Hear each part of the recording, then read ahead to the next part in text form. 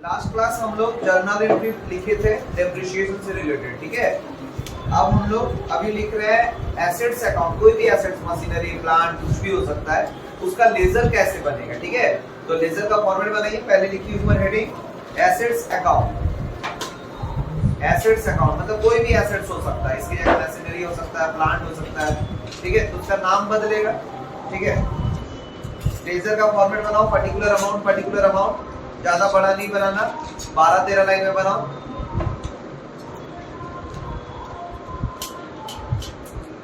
Assets account का format बनाया जाए।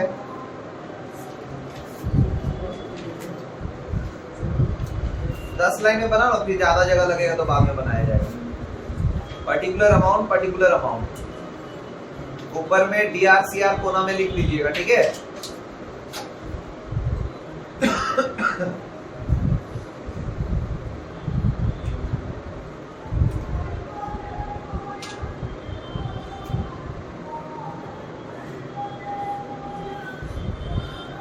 फॉर्मेट बन जाएगा तो बताइएगा।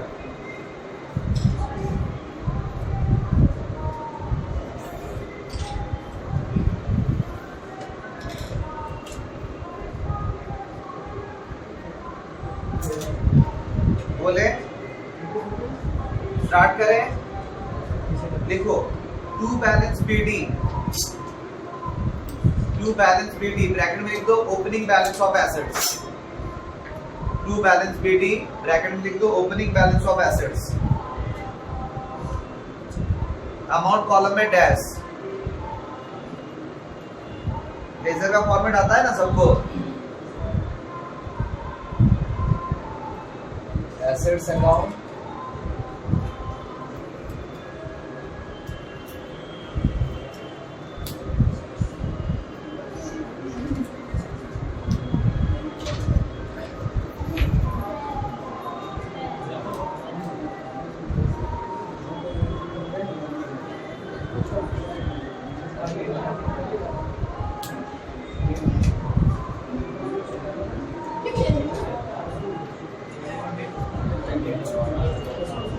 शांत रहिए प्लीज, ठीक है। लिखो टू बैलेंस BD लिख दिए, इधर टू साइड इधर बाय साइड, ठीक। बैलेंस BD में ओपनिंग बैलेंस ऑफ एसेट्स लिख दिए और अमाउंट कॉलम में डैश, ठीक है। Next to cash slash bank account, to cash slash bank account, नीचे ब्रैकेट में लिखो purchase of assets, purchase of assets. हुआ क्या? ऐसे इसमें LF डेट सब बनाया जाता है, लेकिन क्योंकि अभी हम लोग फॉर्मेट लिख रहे हैं ना, तो जिसकी वजह से टू साइड किया जाता है, बाई साइड किया जाता है, बस इतना ही लिखने के लिए हम लोग बनवा रहे हैं। लेकिन जब एक्चुअल में क्वेश्चन में हम लोग फॉर्मेट बनाएंगे तो लेजर का जैसा फॉर्मेट बनता था वैसे ही बनाएंगे। डेट, पर्टिकुलर अमाउंट, JF सब कॉलम बनेगा, ठीक है। फिर लिखो to profit and loss account, to profit and loss account, to profit and loss account bracket में लिखो for profit on sale of assets, for profit on sale of assets. हो जाएगा तो बोलना। हुआ? बाय साइड लिखिए, by side, by cash slash bank account, by cash slash bank account. हुआ? Bracket में लिखो नीचे वाले लाइन में sale of assets, sale of assets, sale of assets. हुआ? फिर लिखो by profit and loss account, by profit and loss account bracket में लिखो loss on sale of assets, loss on sale of assets. हुआ क्या? फिर लिखो बाय डेप्रिसिएशन अकाउंट, बाहर डैश डैश देते जाना अमाउंट कॉलम में, बाय डेप्रिसिएशन अकाउंट। हुआ? फिर by balance CD, by balance CD, बाहर डैश, ब्रैकेट में लिख दो closing balance of assets. By balance CD जो है ना उसको क्लोजिंग बैलेंस ऑफ एसेट्स बोलते हैं। दोनों तरफ का पहले तो फॉर्मेट बंद कर लो, नीचे से जितना भी लाइन का बनाया डबल लाइन से यहाँ पे बंद करना, दोनों तरफ अमाउंट कॉलम में, और स्टार से दिखा देना, 3 स्टार से।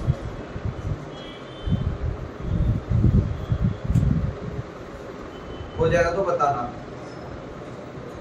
हो गया क्या?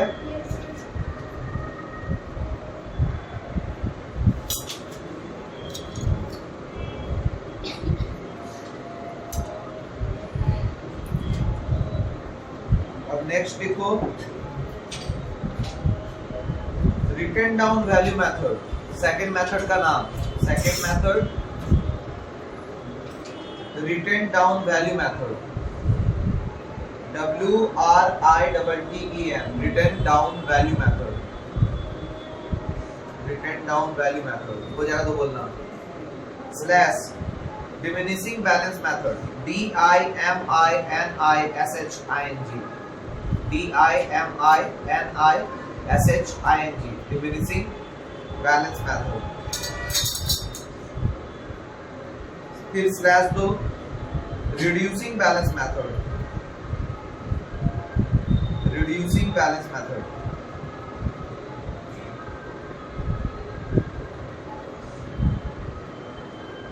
हो गया? नीचे लिखो इससे related. According to this method, according to this method, the depreciation is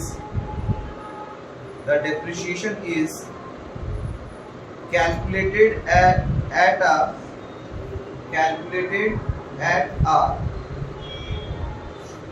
fixed rate on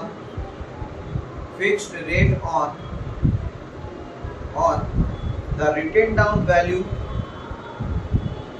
fixed rate on the written down value, or reducing balance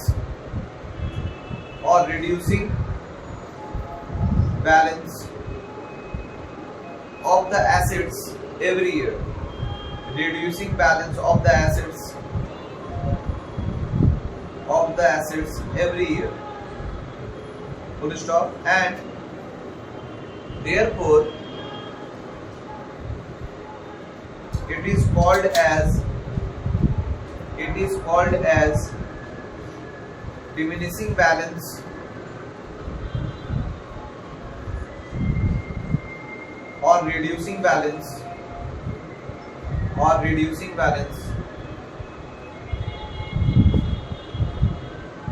हुआ,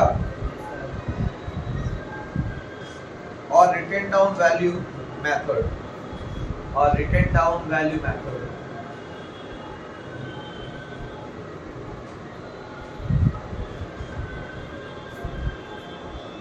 ठीक है, full stop. by written down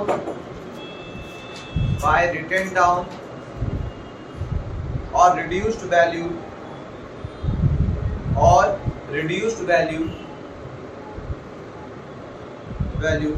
we mean mean cost of assets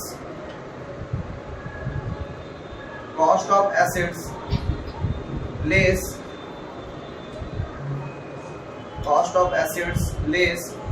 accumulated depreciation।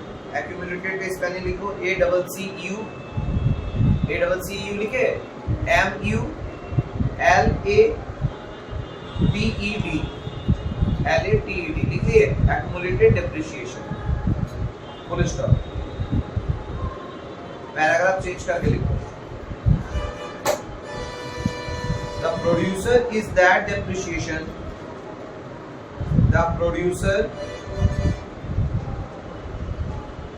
Producer गलत से बोल दिया, लिखो the procedure, गलती से प्रोड्यूसर बोल दिया, I am sorry. The procedure is that depreciation,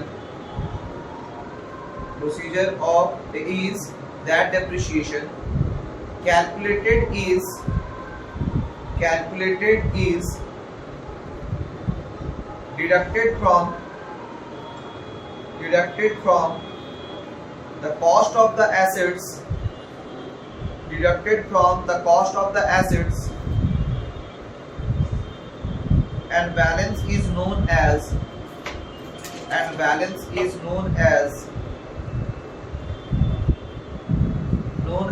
the written down value,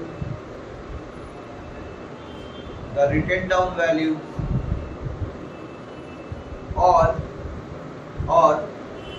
net book value, net book value of the assets.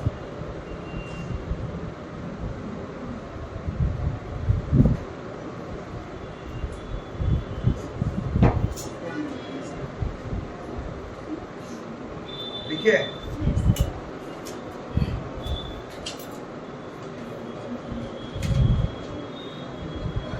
अब लिखो the rate of depreciation, paragraph change करके लिखना, the rate of depreciation can be calculated by using the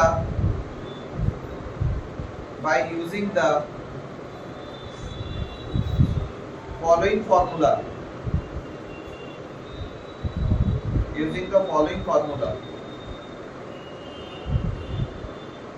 R is equal to 1 minus n root s minus c into 100. जब rate of depreciation diminishing balance method में नहीं दिया हुआ रहता है तो रेट निकालने का फॉर्मूला ये होता है, ठीक है। इसमें लिख लो where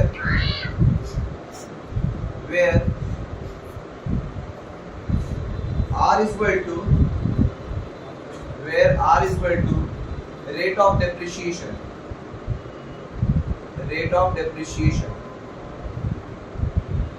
n is equal to number of years of the asset's life,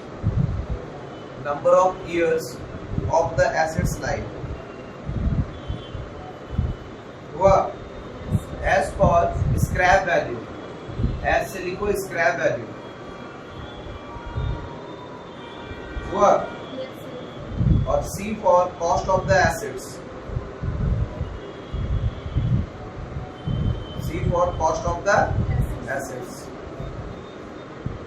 अब लिखो example. A machine was purchased on 1st January 2014 for rupees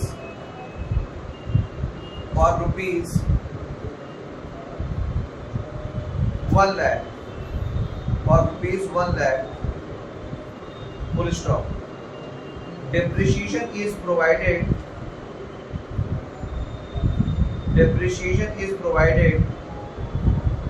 at the rate of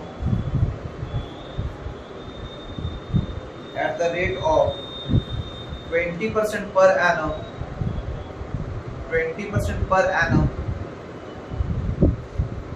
by the diminishing balance method.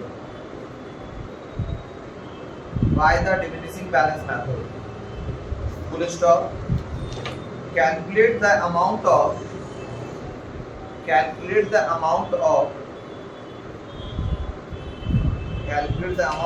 depreciation for 3 years.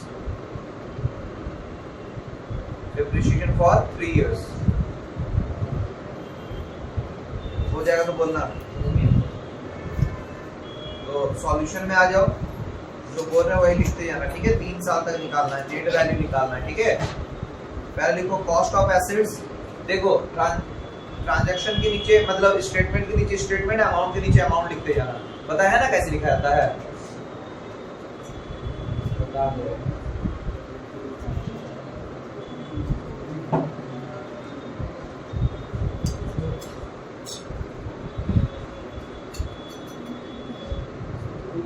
पहले लिखो cost of assets,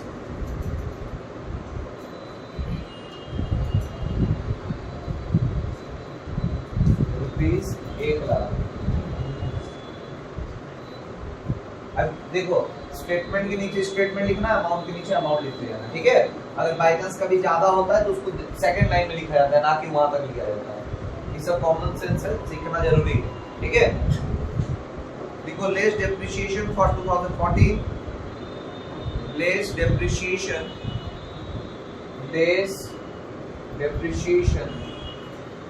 क्या बोले for 2014 ना, for 2014 bracket में लिखो 1 लाख का 20%, कितना आएगा 20,000, माइनस आइटम को ब्रैकेट में लिखा जाता है, कितना आएगा 80,000। फिर लेस 3 साल तक का है ना कहा, तो लेस डेप्रिसिएशन फॉर 2015, फिर किसका निकलेगा 80,000 का 20% निकलेगा। ये स्ट्रेट लाइन मेथड नहीं है, ये है डिमिनिशिंग बैलेंस मेथड। तो जो माइनस करके बैलेंस आता है उसमें निकलता है। तो 80,000 का 20% 16,000 माइनस करके 64,000, कोई दिक्कत। फिर लेस डेप्रिसिएशन फॉर 2016, अब 64,000 का 20%, कितना आएगा 12,800, 12,800 माइनस करके कितना बच रहा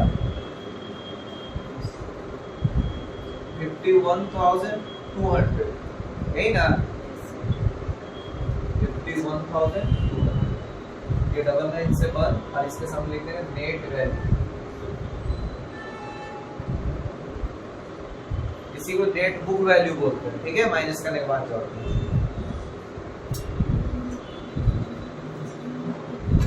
हो गया क्या।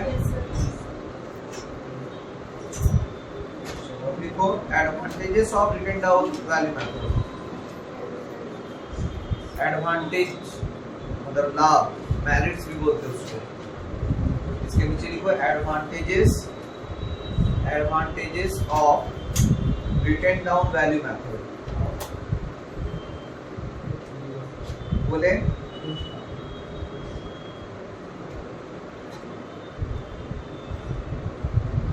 फर्स्ट नंबर लिखो, there is no difficulty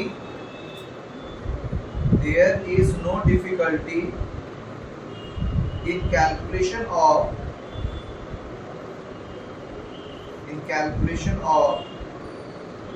depreciation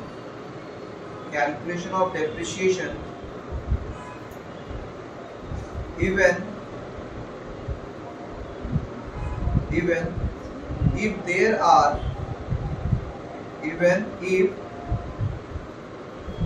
are frequent additions to the assets। हुआ frequent addition to the assets। Second number, this method is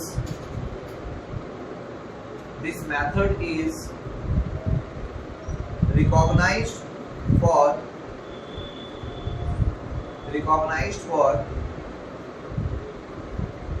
income tax purposes।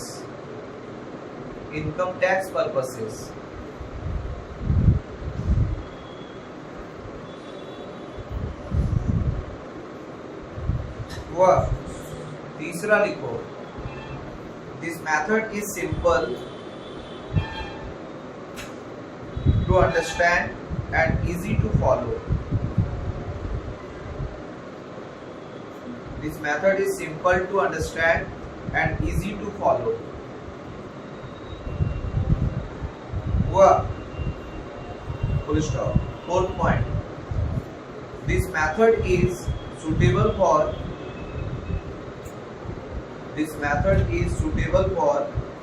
certain assets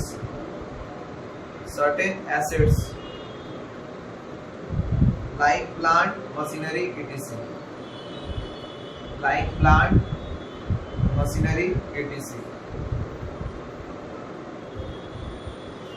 हुआ क्या? अब लिखो disadvantages of written down value method.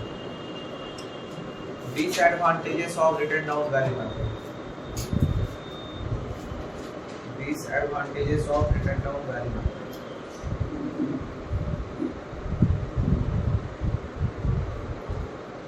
बोले बोले DIS होता है disadvantages. This first number लिखो, the book value of assets is, the book value of the assets is never reduced to zero, never reduced to zero, never reduced to zero, full stop. It means the assets is never fully depreciated, never fully depreciated, full stop. Second, the determination of a suitable rate of, the determination of a suitable rate of depreciation is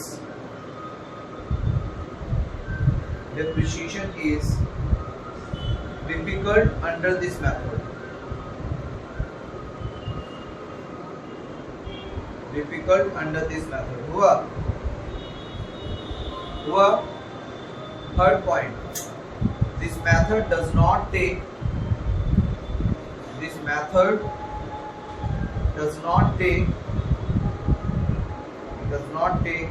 into consideration consideration, consideration मतलब प्रतिफल, interest on the amount invested in capital,